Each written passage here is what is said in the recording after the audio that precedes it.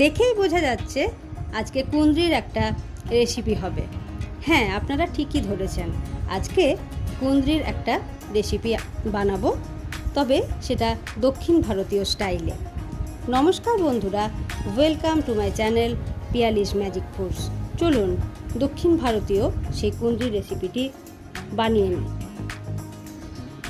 প্রথমেই 400 গ্রাম কুঁদরি ভালো করে ধুয়ে পরিষ্কার করে ঠিক এরকমভাবে লম্বা লম্বা করে কেটে নিয়েছি। এরপর একটা ফ্রাইং প্যানের মধ্যে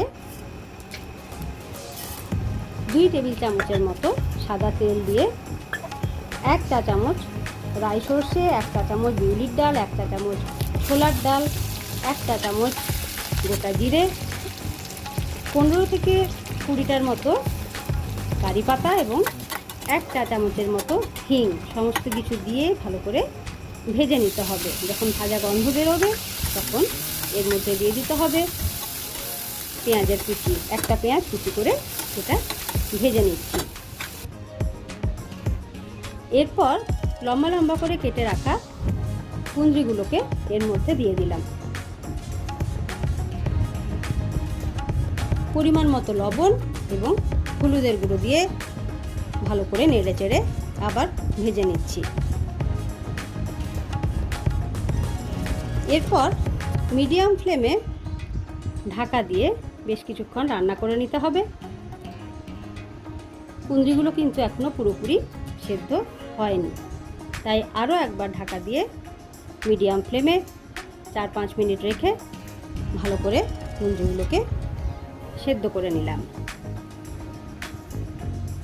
সাধারণত কুঁদরি আমরা বাড়িতে রান্না করে থাকি, বাড়ির অনেকেই হয়তো খেতে পছন্দ করেন না, কিন্তু একবার এরকমভাবে বানিয়ে দেখবেন, এটা খেতে অসাধারণ লাগে।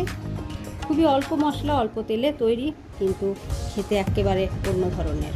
এরপর নারকেল কোড়া দিয়ে দিলাম, আধখানা নারকেল কুড়িয়ে রেখেছিলাম সেটা এর সাথে দিয়ে গ্যাসের ফ্লেম অফ করে দিলাম, সব একসাথে মিশিয়ে দিলাম। তাহলেই তৈরি হয়ে গেল দক্ষিণ ভারতীয় স্টাইলে এই কুঁদরির রান্নাটি।